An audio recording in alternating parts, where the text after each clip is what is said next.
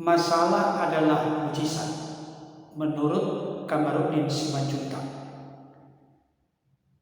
Mari kita menyaksikan penjelasan beliau berikut ini. Saya mau katakan begini, jangan pernah takut dengan masalah. Sesungguhnya masalah itu diberikan adalah apabila kita amini adalah cara Elohim untuk menunjukkan mujizatnya. Karena tidak ada mujizat Elohim di tempat tidur atau di tempat yang nyaman. Tetapi hampir seluruh mujizat-mujizat itu atau mujizat ilahi atau mujizat Tuhan itu adalah karena ada masalah. Salah satu mujizat termasyhur yang pernah ada dan yang pertama dilakukan Yeshua Mashiach adalah ketika mereka diundang ke pesta pernikahan, di mana Maria diundang dan dia membawa anaknya bernama Yeshua Mashiach. Di situ anggur habis. Lalu Maria mengatakan, Yesus atau Yeshua Mashiach, anggur habis. Maka Yesus berkata, belum waktuku. Tetapi Maria punya iman bahwa pasti ada solusi atas anggur yang habis ini. Karena kalau di pesta Yahudi, anggur habis itu adalah malapetaka atau pesta yang buruk. Maka Maria berkata kepada, sesuai imannya kepada pelayan-pelayan, apa yang diperintah oleh Yesus atau Yeshua Mashiach itu lakukan. Maka benar, nggak lama Yesus berkata, isilah tempayan-tempayan itu dengan air. Tempayan itu tempat orang cuci tangan atau cuci kaki atau berudu. Karena Yahudi itu dulu berudu, sama seperti umat Islam berudu kalau mau masuk ke rumah atau kalau mau beribadah. Maka begitu diisi, lalu ceduklah katanya, kasihlah kepada tua-tua pesta. Setelah dikasih, diceduk, ternyata anggur yang paling enak. Maka dia bilang, biasanya orang kalau berpesta dikasih yang terbaik dulu, baru yang tidak baik belakangan. Tapi ini mulai dari awal sampai akhir, kok anggurnya semakin hebat, semakin enak, semakin baik, kan begitu. Artinya apa? Ketika ada masalah, undang Yesus atau Yeshua Mashiach ke dalam masalahmu, ke dalam rumah tanggamu.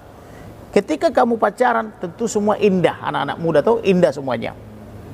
Ketika baru berumah tangga, indah semuanya, karena masih baru berumah tangga.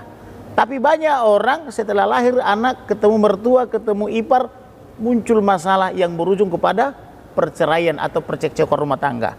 Tetapi apabila diundang Tuhan atau Yesus di dalam rumah tangga itu, maka mulai dari pacaran, menikah sampai di end of the world atau akhir daripada perkawinannya, semua bahagia. Karena kenapa? Karena dia akan kecaplah betapa manisnya Elohim itu di dalam rumah tangga itu. Maka untuk mengetahui itu, baca Yohanes 2, 1 sampai 11. Jadi tolak ukurnya adalah kembali kepada kita, karena kita tidak bisa merubah dunia ini. Karena kita tidak punya power merubah dunia ini, tetapi kita bisa merubah diri sendiri. Maka saya katakan tadi, saya ulangi lagi, for things to change, I must change first. Untuk merubah dunia ini atau merubah segala sesuatu, rubahlah diri sendiri. Baik Bapak Ibu Saudara, tadi kita sudah menyimak dan menyaksikan penjelasan Bapak Kamarudin Simanjuntak yang begitu praktis, jelas, sederhana, tetapi dapat menjadi berkat bagi kita. Terus terang, dalam banyak hal saya mendapatkan inspirasi dan pembelajaran penting serta berharga dari pengacara kondang Bapak Kamarudin Simanjuntak, yang mana kita tahu bersama beliau adalah penasehat hukum atau pengacara dari keluarga almarhum Brigadir Joshua. Satu hal yang unik dan menarik dari Bapak Kamarudin Simanjuntak ini, ketika beliau membuat pernyataan di dalam berbagai kesempatan, beliau sering mengaitkan perkataan atau pernyataannya dengan mengutip bagian-bagian firman Tuhan. Sekalipun tidak menyebutkan secara eksplisit kadang-kadang dari ayat mana, tapi saya tahu beliau sedang mengutip bagian dari firman Tuhan. Artinya, warna dari hidup kekristenannya, di mana di dalam hati pikirannya tersimpan dan melekat firman Tuhan, maka hal itulah yang keluar dari mulut beliau melalui pernyataan atau perkataan. Saya sangat sependapat dengan apa yang dikatakan oleh kebenaran firman Tuhan, bahkan oleh Yesus sendiri. Apa yang keluar dari mulut meluap dari hati. Ketika hati dipenuhi dengan firman, maka seringkali kata-kata firman yang menguatkan, meneguhkan dan mengokohkan, itu jugalah yang akan keluar dari mulut kita. Saudara dikasih Tuhan, tadi Bapak Kabar Wisma Juta berkata, jangan takut menghadapi masalah, karena masalah adalah mujizat. Ini merupakan perspektif yang seringkali berbeda dari pengertian pemahaman banyak orang. Orang sering beranggapan adanya masalah ini menjadi rintangan dan hambatan, bahkan hal yang bisa menghancurkan kehidupan seseorang. Tetapi Bapak Kamarudin Simanjuntak memiliki perspektif yang berbeda. Dan perspektif yang dimiliki oleh beliau, kalau kita meninjau dari kebenaran firman Tuhan, itu benar adanya.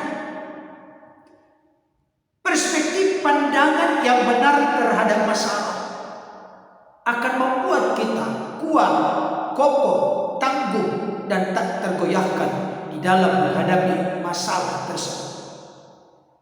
Kenapa? Karena kita yakin dan percaya di tengah-tengah masalah ada kesempatan, ada peluang yang bisa kita lihat, di mana Allah akan mengerjakan hal-hal yang besar dalam hidup kita. Memang di tengah-tengah setiap kesempatan itu ada tantangan, ada rintangan.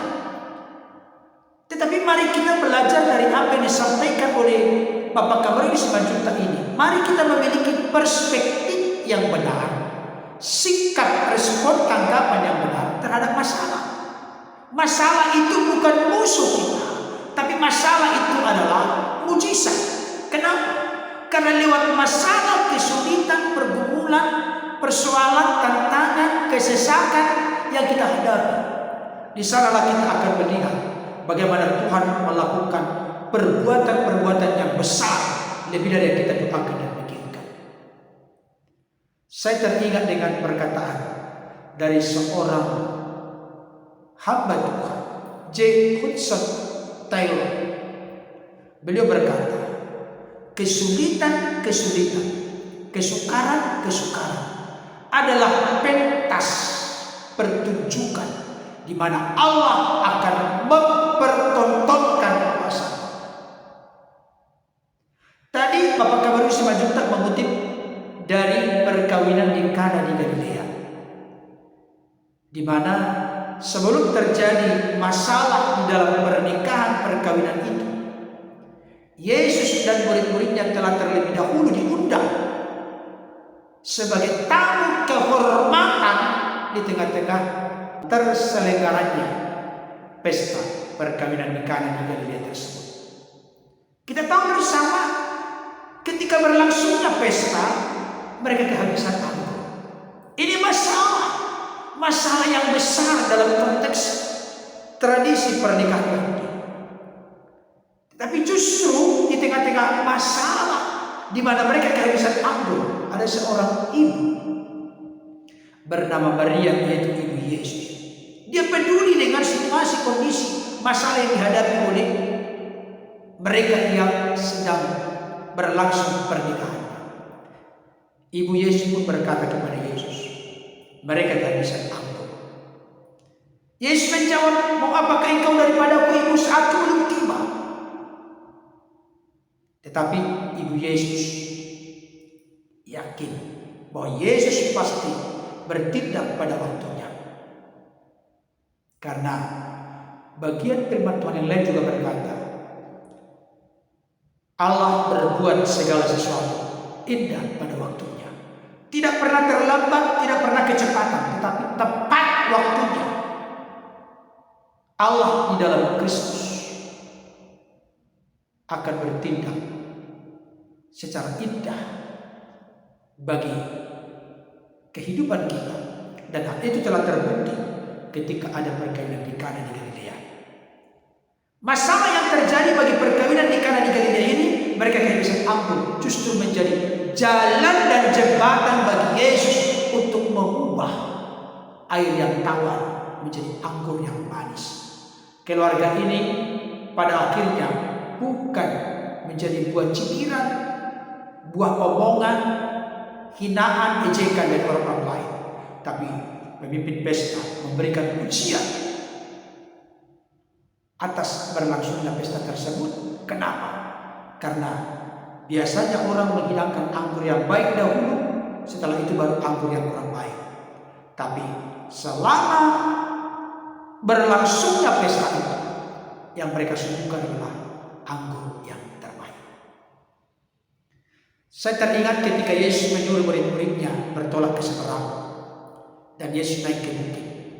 Ketika jam 3 pagi, Yesus melihat murid-muridnya kesulitan untuk mengayuh perahu mereka karena angin sakal, angin yang berlawanan arah datangnya dengan tujuan mereka. Maka angin dan danau yang bergejolak, air yang bergelombang, itu masalah bagi murid-murid. Tetapi jangan lupa, ternyata hal itu menjadi jalan bagi Yesus. Buktinya Yesus berjalan di atas air, menghampiri dan mendekati murid-muridnya. Karenanya saya setuju dengan Bapak Kamarudi Simanjuntak, jangan takut menghadapi masalah, karena masalah adalah jembatan sarana di mana Allah akan mempertontonkan mujizat, kuasa, keajaiban dan pertolongannya. Tuhan Yesus berkati. Amin.